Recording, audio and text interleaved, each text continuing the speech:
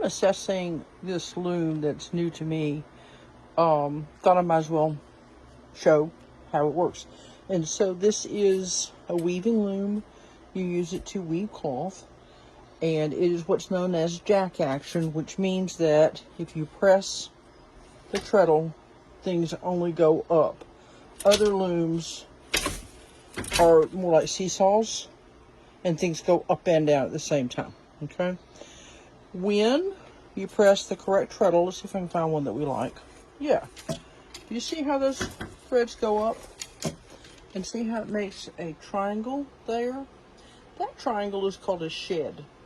And through that shed, you put, let me bring my hand through that shed, you put the weft. These threads that go back and forth in the loom and are tied from the back beam to the front beam, and right now it's not tied, but it's tight enough for you. That's called the warp. So the warp is on the loom first, and then the weft is put in back and forth, and that's what you think of when you think of weaving.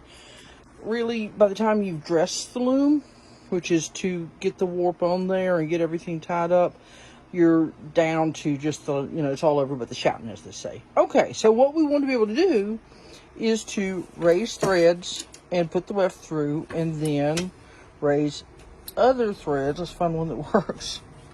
Raise other threads and put the weft through, then raise threads and put the weft through, and so on and so forth. And you are then making cloth.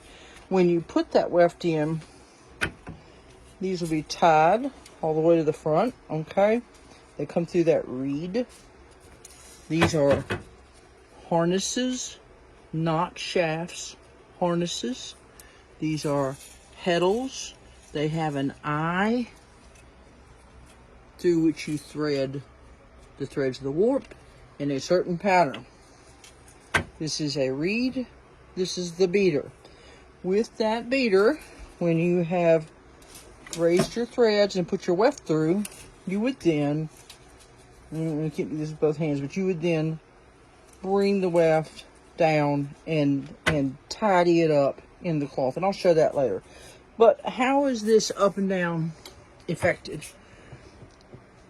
Down here are the treadles, and you knew that, okay, because you saw me doing that to raise threads up and down. These treadles, in this case, are tied to jacks, which, see them?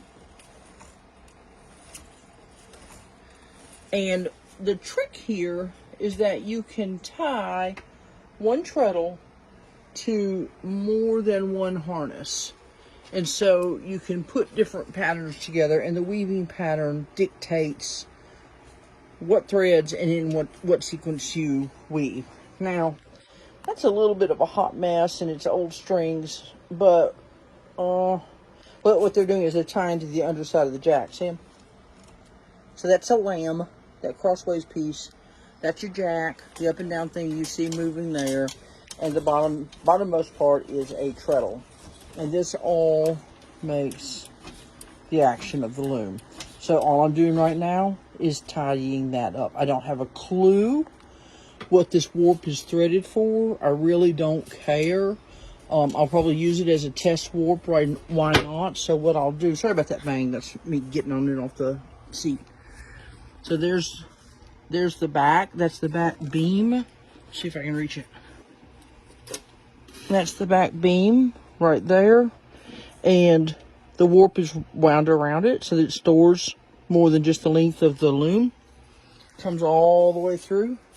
When we have made cloth, it will go all the way around and tie to the cloth beam here. So warp beam because it's the warp threads, cloth beam because by the time you get there it's cloth. So let's go on. I've got some stuff to set up and some stuff to sort, and then we'll tie this ancient warp up, why not, and just give it a test weave.